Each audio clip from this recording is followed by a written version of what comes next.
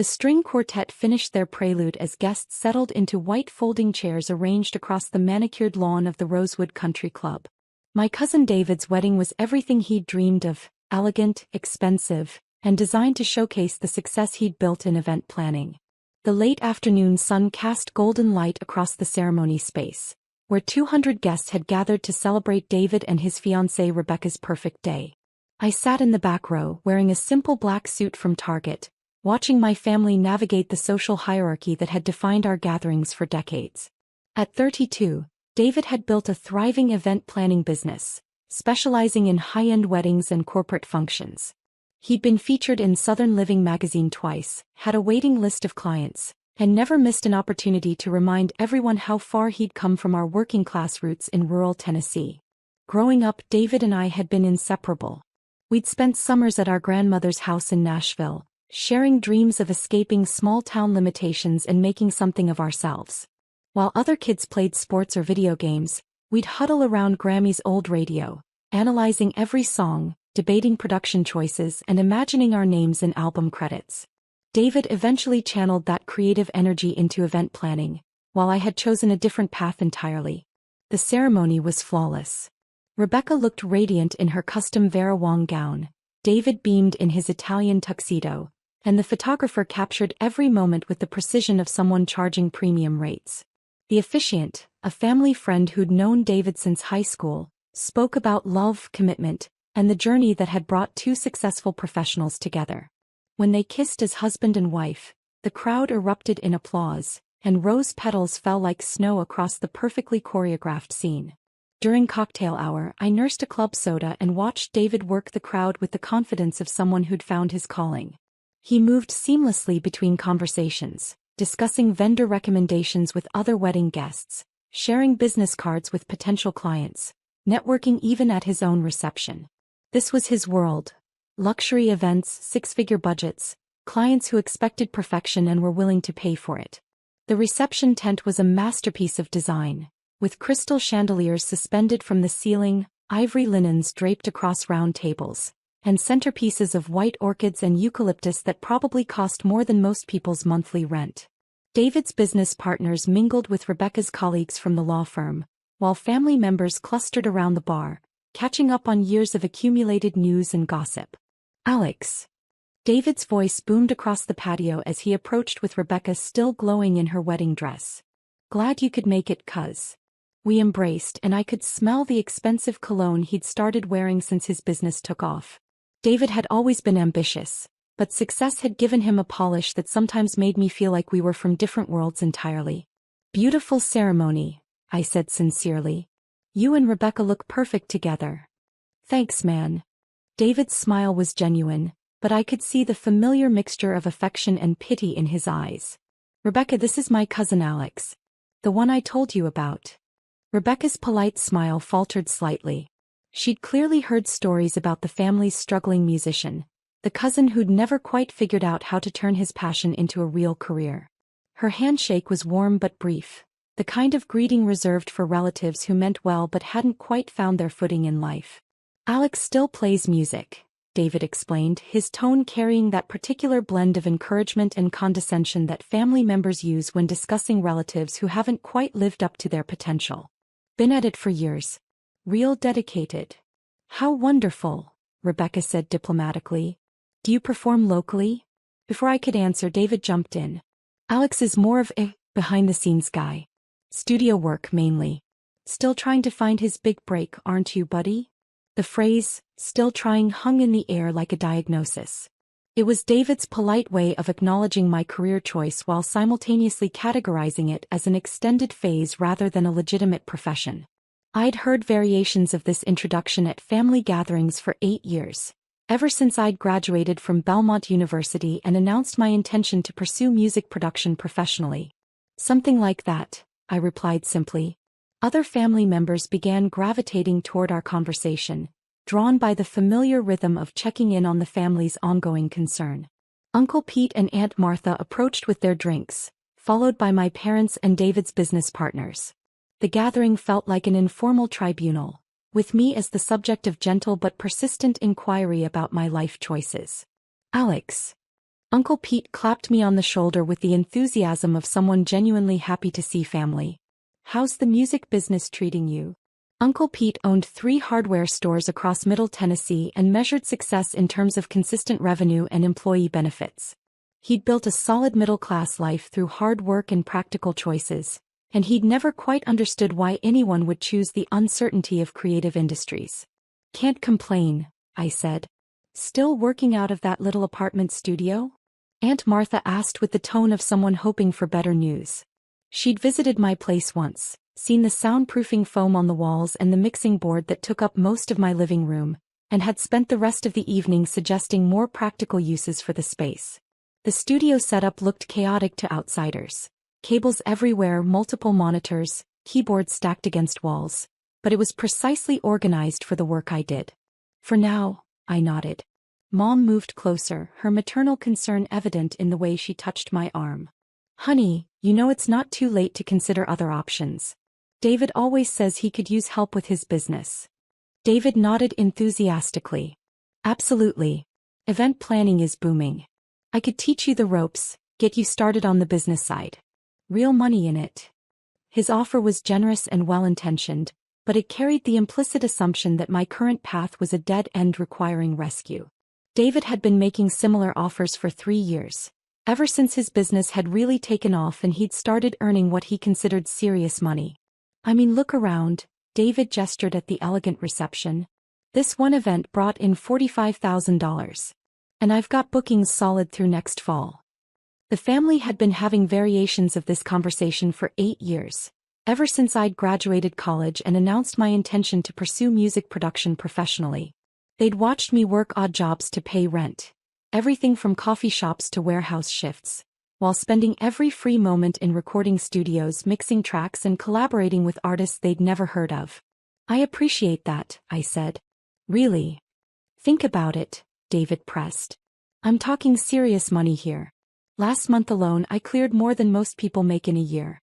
Rebecca and I are already looking at houses in Belmead." He wasn't bragging exactly, just trying to illustrate the practical benefits of choosing a conventional career path. Belmead was Nashville's most exclusive neighborhood, where celebrities and music executives lived behind gates and privacy hedges. For David, it represented the ultimate symbol of having made it. "The music thing is fine as a hobby," Dad added supportively. "But at some point you need to think about the future. Health insurance, retirement planning, building something substantial." Dad had worked 30 years at the same manufacturing plant, had raised 3 kids on a steady paycheck, and believed deeply in the security that came from traditional employment. He'd never understood why I'd chosen such an unpredictable path when there were safer alternatives available. Their concern was real and rooted in love. They'd watched me spend years living paycheck to paycheck, driving a Honda with 200,000 miles on it, wearing the same clothes until they fell apart. From their perspective, I was a talented person wasting his potential on an unrealistic dream. "Remember when you used to talk about being a lawyer?" Mom asked wistfully. "You had such good grades, such a bright future ahead of you." I'd actually considered law school during my junior year at Belmont, had even taken the LSAT and scored well enough for several good programs. But something about the idea of spending 3 more years studying other people's rules had felt suffocating. Music production offered something law couldn't, the chance to create something new every day. "Or teaching," Aunt Martha suggested. "You could teach music, have summers off, good benefits. Much more stable than this." She gestured vaguely in my direction, as if my career choice was something visible that could be indicated with hand movements. The dismissal was gentle but clear. What I was doing wasn't quite legitimate enough to be called a profession. "Still a struggling musician?" David asked, his voice rising slightly as more family members joined the circle. The question wasn't meant to be cruel. It was David's way of trying to motivate me toward what he saw as a more practical path. Around us, the wedding reception continued in full swing. The DJ was playing a carefully curated playlist of crowd pleasers, the kind of songs that got people dancing regardless of their age or musical preferences. I recognized several tracks immediately, not because I was familiar with the artists, but because I'd had a hand in creating them. "When will you quit the fantasy?" David continued, his tone carrying the frustration of someone who'd spent years watching a loved one make what seemed like poor choices. The question drew attention from nearby guests. Other successful professionals who'd built conventional careers and couldn't quite understand why someone would persist in an industry known for crushing dreams and financial instability. Rebecca's law firm colleagues exchanged glances, while David's business partners looked sympathetic but puzzled. I looked around the circle of concerned faces. Family members who loved me, successful people who'd found traditional paths to prosperity, individuals who genuinely wanted what was best for me but couldn't comprehend why I'd chosen such an uncertain route. Their success was visible and quantifiable. David's thriving business, Uncle Pete's expanding store chain, Rebecca's partnership track at a prestigious firm. My work remained invisible to them, hidden behind studio walls and anonymous credits. Maybe soon, I smiled, keeping my voice calm and non-committal. The response seemed to satisfy them, suggesting that I was finally coming to my senses about the impracticality of pursuing music as a career.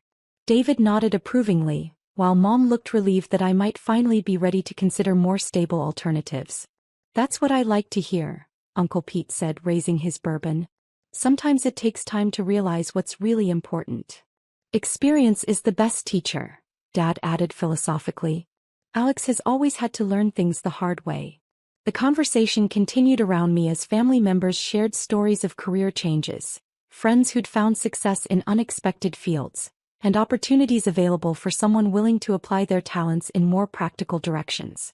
The underlying message was consistent. It wasn't too late to choose a realistic path. David's phone buzzed in his pocket, but he ignored it, focused on what he clearly saw as an important family intervention. This was his wedding day, but he was still taking time to address what everyone considered my ongoing life crisis. "The thing is," David continued, "talent is great, but you need to be strategic about how you use it. Look at what I've built. I took my creative skills and channeled them into something that actually pays the bills." He gestured toward the reception tent, where guests were enjoying dinner under those crystal chandeliers. The event represented everything David valued: visible success, satisfied clients, measurable profit, social recognition. It was impressive by any standard, and he'd built it from nothing through hard work and smart business decisions. "Plus, there's room for creativity in event planning," Rebecca added supportively. "David designs amazing experiences for people. It's still artistic work, just more practical." More phones began buzzing around the circle. Rebecca pulled hers out first, frowning at the screen, then Uncle Pete, then several of David's business partners. The synchronized notification sound was distinctive, the kind that suggested breaking news or viral content spreading across social media. "What's going on?" Rebecca asked, staring at her screen with confusion. David's phone continued buzzing insistently. He finally pulled it out, his expression shifting from annoyance to bewilderment as he read whatever had appeared on his screen. The color drained from his face as he scrolled through what appeared to be a news article. This can't be right," he muttered. "What can't be right?" Mom asked, her maternal instincts immediately alert to potential family crisis. David looked up from his phone, then back down, then up again, as if the screen might reveal different information upon repeated viewing. "There's a Billboard article, it says." He trailed off, apparently unable to process what he was reading. Around us, more phones were buzzing as the same alert reached other wedding guests. The DJ in the reception tent seemed to have received the same notification, because the music stopped abruptly mid-song. Then the Billboard alert: mystery producer behind 20 platinum albums revealed. David read aloud, his voice barely above a whisper. The music from the reception tent had stopped completely now. David's DJ stopped the music, as the notification apparently reached him as well, and he was presumably reading the same article that had stunned everyone else. A hush fell over the cocktail gathering as phones continued buzzing throughout the crowd. Guests throughout the reception were reading the same alert, their expressions shifting from confusion to amazement as they absorbed the news. Conversations at other tables had stopped, replaced by the glow of phone screens and hushed voices reading aloud to each other. "This can't be right," David repeated, his voice stronger now but still filled with disbelief. It says the producer behind some of the biggest hits of the last decade has been working under the name Rivers. And it shows." He held up his phone, displaying what appeared to be a professional headshot. My professional headshot, though I couldn't remember when it had been taken. The photo showed me in a recording studio, wearing headphones and sitting at a mixing board much more sophisticated than the one in my apartment. Alex Rivers. That's you. That's your name. The circle of family members stood frozen, trying to process information that didn't match their understanding of my career situation. Around us, other wedding guests were reading the same story, their voices rising in excitement and disbelief as they realized they were in the presence of someone whose work had apparently shaped popular music for years. According to this, Uncle Pete said slowly, reading from his own phone, Rivers has produced 20 platinum albums, worked with, Jesus, these are some of the biggest names in music. He began listing artists, his voice growing fainter with each name. These weren't obscure indie musicians or local Nashville acts. These were international superstars, Grammy winners, artists whose songs dominated radio playlists and streaming services worldwide. Mom's hands were shaking as she held her phone. Says he's worth. Alex, this says you're worth $57 million. The number hung in the air like a physical presence. Rebecca nearly dropped her bouquet, while David's business partners, who had been politely listening to the family discussion about my career prospects, suddenly looked at me with entirely different expressions. The article mentions specific albums. Aunt Martha read, her voice barely above a whisper. Songs that have been #1 on Billboard for weeks. Collaborative projects with artists who've won Grammys. Multiple Grammys, Dad corrected, his own phone now open to the same story. It says A. Rivers has been credited on recordings that have won 8 Grammy Awards over the past 5 years. David was scrolling frantically through his phone, cross-referencing the information with other sources. Rolling Stone has a feature story. So does Variety. Billboard is calling it, the producer who changed everything while staying invisible. The reception tent had fallen completely silent now. Not just the music but the conversations, the clinking of silverware, even the catering staff seemed to have paused their work. The wedding that had been David's perfect moment was transforming into something entirely different. But you live in that tiny apartment, Mom said weakly, her voice carrying all the confusion of a parent who thought she understood her child's life. You drive that old Honda. You buy your clothes at Target. I like the apartment, I said simply. And the Honda runs fine. Target has good basics. It was true. The apartment was small, but it was in Music Row, walking distance from most of the studios where I worked.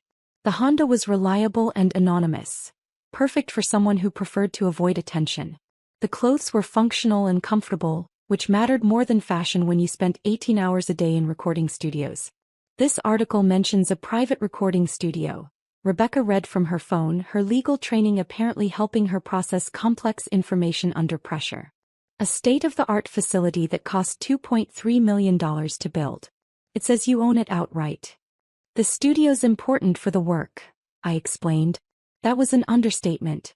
The facility was 15,000 square feet of perfectly tuned acoustic space, with equipment that most commercial studios couldn't afford. It was where the real work happened. The late-night sessions, the experimental collaborations, the careful crafting of sounds that would eventually reach millions of listeners. David was staring at his phone like it had betrayed him. There's a photo gallery of recording sessions. These are artists I listen to every day. Artists whose songs I've used at my events. Which songs? I asked curiously. He began listing titles, his voice growing fainter with each one. Every song he mentioned was something I'd produced, mixed, or co-written over the past 5 years. The music that had provided the soundtrack to his successful events. The hits that had made his parties memorable and his reputation strong. Much of it had come from the cousin he'd been trying to rescue from an unrealistic career choice. The Billboard article has quotes from industry executives. Uncle Pete continued reading. They're calling A. Rivers, the most influential producer of the modern era, and the secret architect behind a generation of hit music. The quotes were probably accurate. I'd been working with the same group of artists, engineers, and executives for years, building relationships based on results rather than publicity. The music industry was smaller than people realized. Success bred more success, and anonymity had allowed me to work without the distractions that came with celebrity. It mentions collaboration with international artists, Aunt Martha added, her voice filled with awe. Film soundtracks that have won Academy Awards. Television themes that are recognized worldwide. How long? David asked quietly, setting down his phone and looking directly at me. How long have you been this person? About 8 years, I replied. Since college. 8 years, he repeated slowly, the number settling over him like a weight. 8 years of family dinners where we've been worried about your career. 8 years of offering advice about finding stable employment. The weight of 8 years of concern, intervention attempts, and gentle suggestions settled over the group. Every conversation about my future, every offer of help, every expression of worry had been based on a complete misunderstanding of my actual circumstances. The financial breakdown is extraordinary, one of David's business partners said, reading from his phone. Revenue from album sales, streaming royalties, licensing deals, production fees. This is Fortune 500 level success. He was a financial advisor who specialized in helping small business owners plan for retirement. His assessment carried the weight of professional expertise, and his tone suggested he was recalculating everything he thought he knew about wealth building and career success. But you never said anything, Mom's voice was small and confused. We've been worried about you for years. I know, I said gently. You weren't supposed to worry. The truth was I'd tried to tell them in small ways over the years. I'd mentioned working with successful artists, had invited them to events where my collaborators were performing, had even tried to explain the business model of modern music production. But their frame of reference for success was so different from mine that the information hadn't translated. Why the secrecy? Dad asked, his voice carrying the hurt of a parent who felt excluded from his child's achievements. Why let us think you were struggling? Because I wasn't struggling, I replied. I was working. The anonymity was part of the strategy. Producers don't usually seek publicity. We're behind the scenes by design. It was more than strategy, though. Anonymity had allowed me to focus on the music without the distractions that came with fame. I could walk into any studio in Nashville, Los Angeles, or New York without being recognized, could collaborate with established artists without bringing ego or expectations to the process. David's wedding guests were beginning to approach our group, drawn by the commotion and the realization that they were witnessing something extraordinary. The man they'd been introduced to as David's cousin, the struggling musician who served as a cautionary tale about unrealistic dreams, was actually one of the most successful producers in the industry. Sir. The photographer approached hesitantly, his professional instincts recognizing a story worth documenting. Would it be possible to get some photos? This is quite a story. David looked around his reception. The elegant setup, the expensive decorations, the carefully orchestrated celebration of his success. Everything that had seemed impressive an hour earlier now felt modest in comparison to the revelation that his cousin had quietly built an empire while everyone assumed he was failing. The article mentions current projects, Rebecca said, still reading through multiple sources. Collaborations with artists who are scheduled to headline major festivals. Albums that are expected to dominate the charts for the next year. I stay busy, I acknowledged. That was another understatement. The schedule was relentless. Sessions often running from noon until 4 in the morning, recording in Nashville one day and flying to Los Angeles the next, managing projects for a dozen different artists simultaneously. The work was demanding but creatively fulfilling in ways that traditional careers couldn't match. Busy. David laughed, but there was no humor in it. You've been redefining popular music while we've been trying to convince you to get into event planning. The irony wasn't lost on anyone. The family member they'd viewed as needing guidance had actually achieved a level of success that dwarfed everyone else's accomplishments. The cousin they'd tried to help had been helping shape global culture while maintaining perfect anonymity. There's going to be a formal announcement, Uncle Pete continued, reading from what appeared to be a separate article.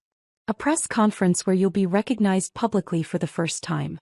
Industry leaders are calling it historic. Thursday afternoon, I confirmed. At the Grammy Museum. The Grammy Museum, Aunt Martha repeated faintly, as if the location itself carried significance she was only now beginning to understand. The Grammy Museum was where the industry honored its most influential figures, where careers were celebrated and legacies were established. Having a press conference there meant something specific in music circles. It was reserved for announcements that would reshape how people understood the business. Around us, the wedding reception had transformed into something completely different. Instead of celebrating David and Rebecca's marriage, Guests were processing the revelation that they were in the presence of someone whose work had influenced their daily lives for years without their knowledge. "I should probably go," I said to David. "This is your day. I don't want to overshadow." "Are you kidding?" David interrupted, his voice carrying a mixture of amazement and something that might have been pride. "This is incredible. I mean, I'm processing it, but it's incredible." His tone had shifted completely. The condescension was gone, replaced by genuine amazement and perhaps a touch of awe. The cousin he'd been trying to rescue was actually the most successful person at his wedding.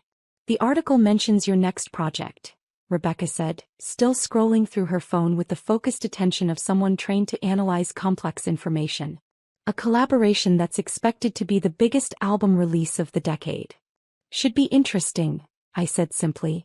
The project was actually 3 simultaneous albums with artists from different genres, plus a film soundtrack that would premiere at Sundance. It represented 18 months of work and would probably generate more revenue than most small countries' annual budgets. But explaining that would have required context that was impossible to provide in the middle of a wedding reception. "Interesting." Mom laughed, her voice shaky with emotion. "Honey, you've been living a completely different life than we thought." The understatement of the century, delivered in the setting of David's perfect wedding, surrounded by family members who were recalibrating their understanding of success, achievement and the wisdom of conventional career advice. David's DJ had resumed playing music, but at a lower volume, acknowledging that the evening had taken an unexpected turn. The playlist, I noticed, included several songs I'd produced, hits that had become wedding staples without anyone knowing their connection to the family's supposedly struggling musician. "I have so many questions," David said, his earlier confidence replaced by curiosity and what might have been respect. "How does it work? How do you create all this without anyone knowing?" "Long hours," I replied. "Good collaborators. Staying focused on the music rather than the publicity." It was an oversimplification, but the real answer would have taken hours to explain. The business model of modern music production was complex, involving multiple revenue streams, international licensing agreements and collaborative relationships that spanned continents.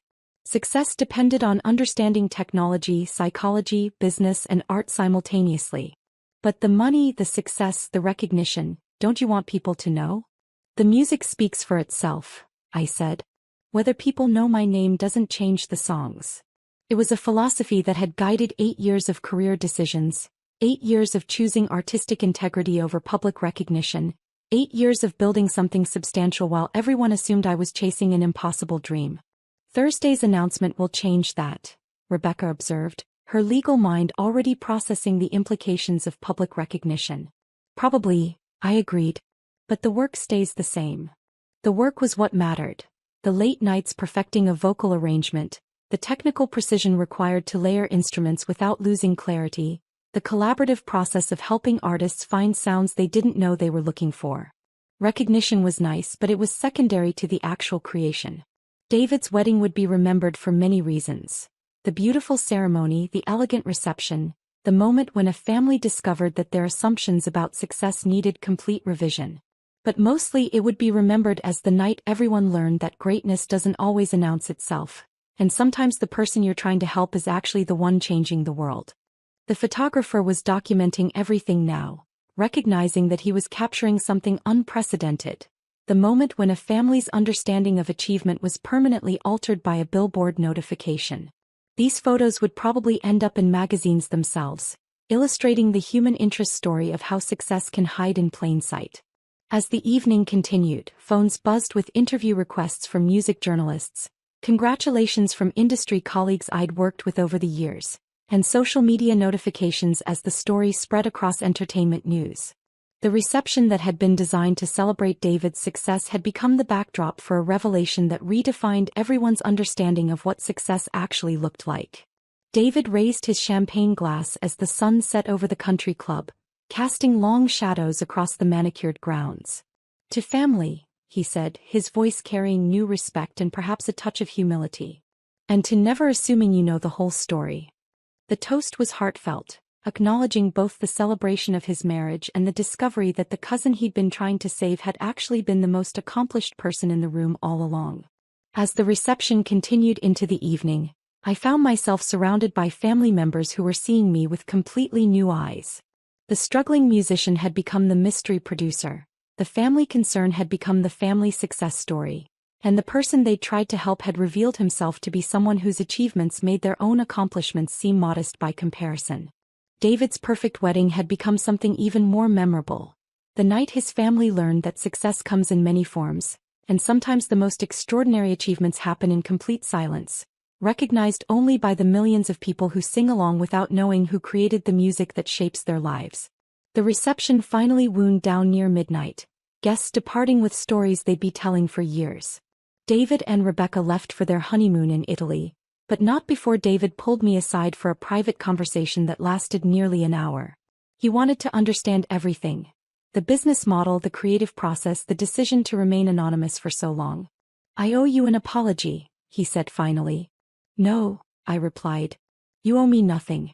You were being a good cousin trying to help with what you thought was a problem. But I was wrong about everything. You were working with the information you had. That's all any of us can do." David's wedding night ended with him realizing that his cousin's quiet confidence over the years hadn't been delusion or stubbornness, but the calm certainty of someone who knew exactly what he was building, even when no one else could see it. The Billboard story would run for a week, followed by features in Rolling Stone, Variety, and every major music publication. The Grammy Museum press conference would draw industry executives from around the world, finally putting a face to the name that had appeared in album credits for nearly a decade. But the real story had happened that evening at David's wedding, the moment when a family discovered that their idea of success, achievement, and practical career choices needed complete revision, and when the person they'd spent years trying to save revealed himself to be the one who had actually been succeeding beyond their wildest imagination.